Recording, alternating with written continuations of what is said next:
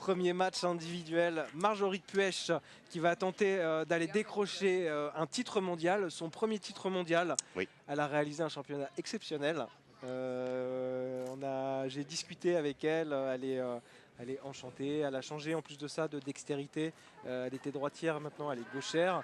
Donc beaucoup de concessions techniques et elle est revenue très très fort. Donc Marjorie, c'est quelqu'un qui est expérimenté. Oui, oui, tout à fait. Marjorie est expérimentée.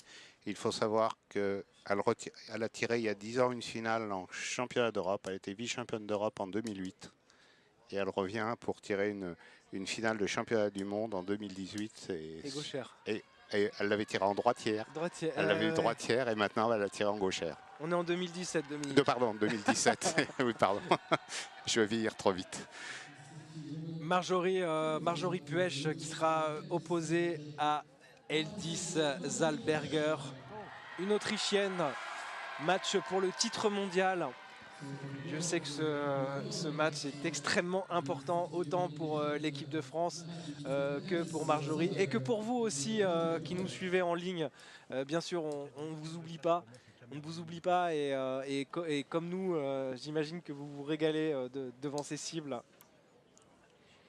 Et Marjorie qui est accompagnée ici de Marina Duborpère, la coach française.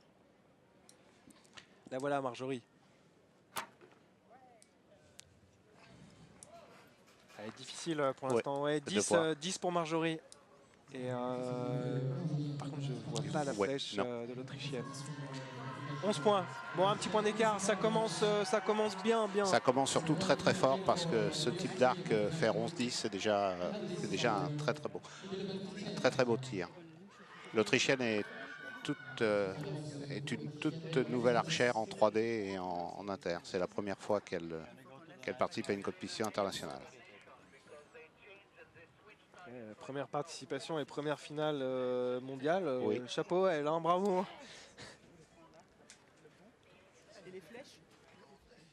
Et on entend derrière Marjorie Puech qui échange avec Marina Duborpère, la coach. Changer pour se rassurer, pour aborder cette finale mondiale, cette finale de titre mondial dans les meilleures conditions possibles. Et Marjorie qui a l'air sereine, je dirais, sereine, concentrée. Tout à fait, elle est toujours sereine et détendue, mais elle a besoin de beaucoup parler entre ses flèches, contrairement à certains autres archers qui ne disent rien, qui restent concentrés. Elle a besoin de beaucoup s'exprimer. Une stratégie comme une autre, bien sûr. Oui, tout à fait. Petit coup de jumelle pour apprécier la difficulté de la cible. Je vous rappelle que, enfin, nous, notre avis, c'est pas parce que le terrain est plat que la difficulté est absente, bien loin de là. Justement, c'est l'orientation du terrain, la position du soleil qui crée beaucoup de zones d'ombre et qui rend les cibles extrêmement difficiles. Difficile à tirer. Je pense que c'est manqué là pour l'Autrichienne. Non, 5 points. Ok. À vérifier. Et Marjorie qui pourrait prendre un bel avantage. 5 points. Ça aussi. 5 points pour les deux archers sur cette deuxième volée.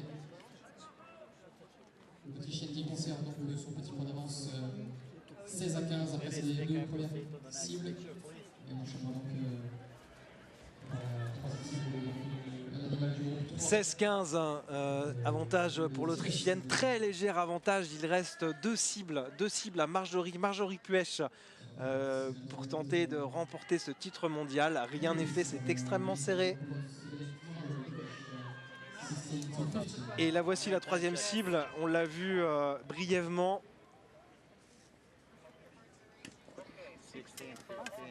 Tout à l'heure, on parlait qu'effectivement, il faut que les archers estiment la distance.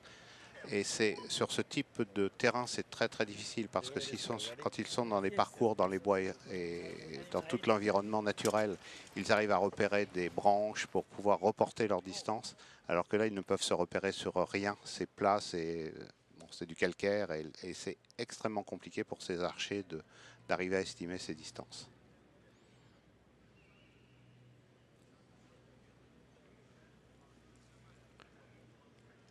On voit sur le visage toute la concentration et une forme de sérénité aussi. Ouais, ouais, deux archères abordent effectivement avec beaucoup de sérénité, excusez-moi, cette finale de championnat du monde. La flèche qui est tombée durant le pose-flèche. Oui. Bon, rien de grave pour l'instant.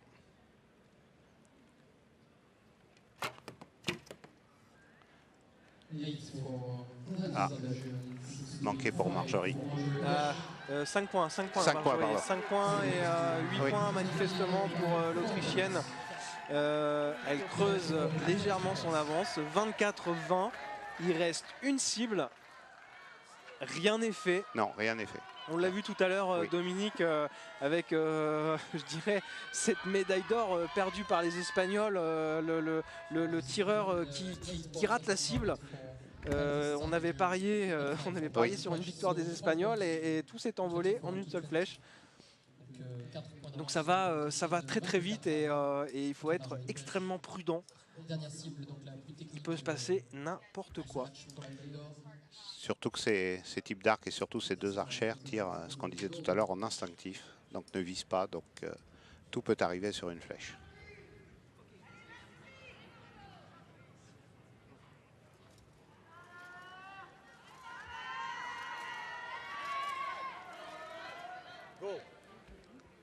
On peut être un peu chauvin et on va croiser les doigts pour Marjorie.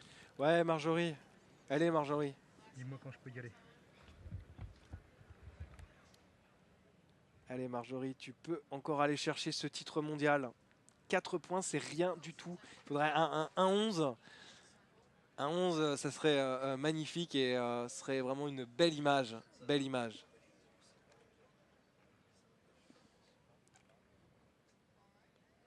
Marjorie à gauche sur l'image. Allez, Marjo.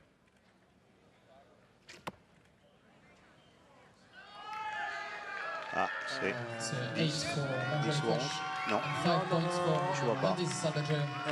28-29. Marjorie Puech d'un point. Sur la dernière flèche, ce que nous avions dit. 1 point 29-28. L'Autrichienne sacrée championne du monde. Eldis Zalberger. Marjorie Puech, vice-championne du monde. Bravo à elle. Bravo elle, bravo Marjorie, bravo l'équipe de France. C'est une deuxième médaille pour l'équipe de France. Une médaille de bronze pour l'équipe masculine. Et une médaille d'argent pour Marjorie Puech.